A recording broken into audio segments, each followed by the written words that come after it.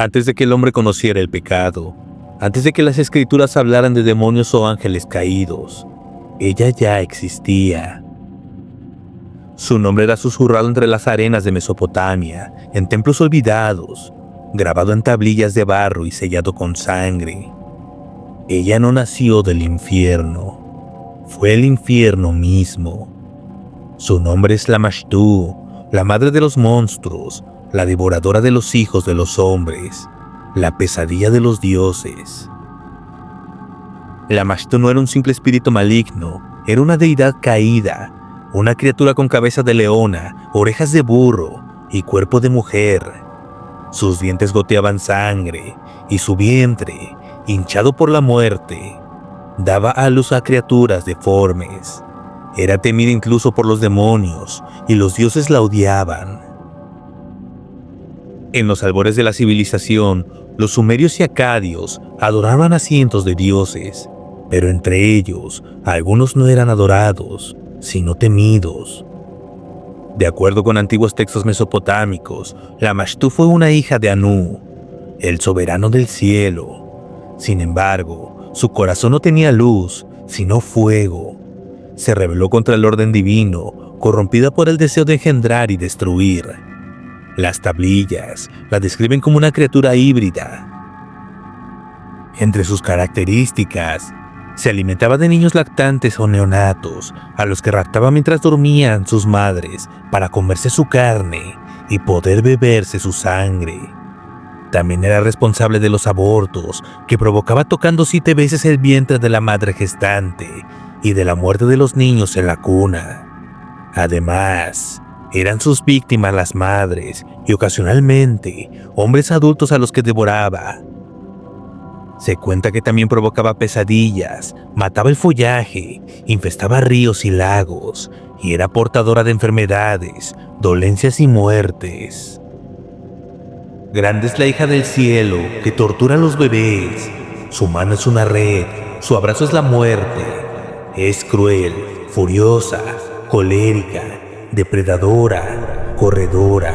Ladrón es la hija del cielo. Toca el vientre de las parturientas, saca el bebé de las mujeres embarazadas. La hija del cielo es uno de los dioses, sus hermanos. Sin hijo propio, su cabeza es la cabeza de un león, su cuerpo es el cuerpo de un burro. Ella ruge como un león, ella aúlla constantemente, como un perro endemoniado. Ese es un conjuro contra Lamashtu. Se decía que recorría la noche buscando mujeres embarazadas, que entraba a sus casas, se posaba sobre sus cuerpos dormidos y les arrebataba la vida de sus hijos antes de nacer. Era la maldición de la maternidad, el miedo personificado a perder un hijo en el vientre. Los textos antiguos del periodo acadio mencionan sus víctimas: mujeres, recién nacidos y hombres enfermos. Su hambre no era solo física, era espiritual. Buscaba el alma que aún no había sido tocada por el pecado, porque solo esa alma podía alimentar su vientre infernal. Cada nacimiento interrumpido, cada llanto ahogado, se convertía en un tributo para su nombre. Los sacerdotes y exorcistas temían pronunciarla. Solo en los textos rituales, escritos con sangre o con fuego, se dejaba constancia de su existencia. Pero, ¿qué llevó a una diosa a transformarse en el terror del mundo? Algunos textos babilónicos dicen que Lamashtu deseaba engendrar con los dioses mismos, crear una raza superior, mitad divina, mitad demoníaca. Se cuenta que Anu, su padre, al descubrir su ambición, la maldijo, la expulsó del cielo y la condenó a vagar eternamente por la tierra, pariendo criaturas que jamás conocerían la paz. Desde entonces, Lamashtu no sirvió a ningún dios, no obedeció a nadie, se convirtió en una fuerza sin amo, una madre sin amor, una creadora de la ruina. Los aldeanos aseguraban que su paso podía secar los ríos, que los animales abortaban al sentir su presencia y que las sombras se volvían más largas cuando su nombre era pronunciado. Los perros ladraban a la nada, los bebés lloraban en la madrugada sin razón aparente, y los más viejos del pueblo decían que no era el viento lo que entraba por la ventana, era la Lamashtu buscando a quien no estaba protegido. En las antiguas ciudades de Mesopotamia, la vida era frágil. Las enfermedades, los espíritus y los demonios eran tan reales como el sol que quemaba las calles. Y entre todos los males del mundo, ninguno causaba tanto miedo como el nombre de la Lamashtu, porque su hambre no tenía fin y su odio era más antiguo que la humanidad misma. Pero los hombres aprendieron a defenderse y lo hicieron de la única forma que sabían, con magia. En los templos, los sacerdotes comenzaron a crear amuletos, pequeñas figuras de bronce, piedra o arcilla. Cada una representaba al enemigo de la Lamashtu, un demonio tan temido como ella. Su nombre era Pazuzu. Pazuzu era el rey de los vientos malignos. Su cuerpo era grotesco, tenía alas de murciélago, rostro monstruoso, ojos hundidos, cola de escorpión y pies de ave. Era un espíritu del desierto, portador de pestes y enfermedades, pero había algo que lo hacía diferente. Odiaba a la Lamashtu, y en ese odio, los humanos encontraron la esperanza. Así, los sacerdotes comenzaron a usar su imagen como protección.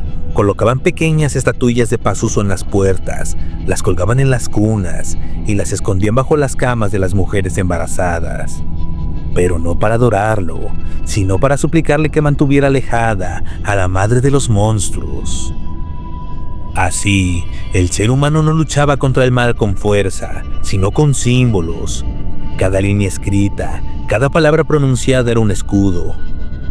Las mujeres llevaban collares con su rostro, no como símbolo de fe, sino de terror, porque si Pazuzu estaba cerca, la Lamashtu no se atrevía a entrar.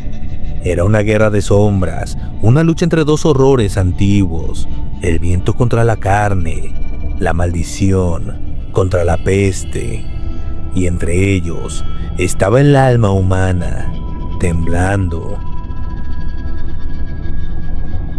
Los exorcistas de Babilonia, conocidos como los Ashipu, eran los únicos capaces de enfrentar directamente a la Lamashtu. Realizaban rituales que duraban toda la noche, encendían 7 lámparas y en cada una colocaban una inscripción. Se decía que al pronunciar esas palabras, el aire se volvía pesado, las lámparas se apagaban solas y una sombra femenina pasaba rozando la piel del sacerdote, antes de desaparecer en el vacío. Pero se dice que el precio de desafiarla era demasiado alto. Muchos Ashipu perdían la razón después del ritual. Algunos aseguraban haber visto su rostro y jamás volvieron a dormir. Además, se cuenta que sus cuerpos eran hallados días después, con marcas de garras sobre el pecho y una sonrisa sangrienta tallada en el rostro, como si alguien les hubiera susurrado un secreto antes de morir. Los pueblos creían que mientras el amuleto permaneciera colgado, la Lamashtu no podía entrar. Pero si el colgante caía, si el metal se rompía, la protección terminaba. Esa noche, el viento traía consigo el sonido del rebuzno de un asno, seguido de un llanto, y entonces ya era demasiado tarde. Así sobrevivió la humanidad a través del miedo. El miedo se convirtió en símbolo, el símbolo en protección, y la protección en fe, porque aunque muchos olvidaran su nombre, la Lamashtu seguía allí, acechando, mirando desde las sombras de los templos, esperando a que los amuletos se rompieran. Las antiguas tablillas describían a mujeres que en los meses finales de su embarazo eran visitadas por una figura femenina en sueños. Decían que tenía el rostro hermoso al principio, pero que su sonrisa se transformaba lentamente en un hocico de bestia, que sus ojos eran dorados como los de un león y que sus manos terminaban en garras que buscaban su vientre. Los sacerdotes creían que estos sueños no eran simples pesadillas, sino una visita real del espíritu de la Lamashtu, un ataque durante el sueño, cuando el alma humana es más frágil y la barrera entre los mundos se disuelve. Se menciona que los síntomas eran idénticos a los casos del parálisis del sueño, una figura que se sienta sobre el pecho, una sensación de presión, una voz que ordena callar, y siempre el llanto de un bebé que nadie más oye. En la cultura acadia, se decía que quien soñaba con Lamashtu más de 3 veces ya no podía escapar de su influencia. Su espíritu quedaba marcado y aunque sobreviviera, el hijo nacería enfermo o fallecería. Los investigadores interpretaron esto como una metáfora del miedo ancestral al parto y también a la pérdida. Lamashtu, la madre de los monstruos, la que fue Dios antes de ser maldita, la que alimentó el terror humano desde las primeras civilizaciones y sigue aún hoy respirando en las sombras del mundo moderno. Lamashtu no solo fue un demonio, fue una advertencia, una forma de recordar que lo divino también puede volverse destructivo, que la vida y la muerte son 2 caras del mismo rostro, el suyo. Pero si alguna vez despiertas en mitad de la noche y crees escuchar un bebé llorando desde otro cuarto, y cuando te acercas descubres que no hay nadie allí, recuerda esta historia, porque quizás en ese momento ella te esté observando, esperando, hambrienta.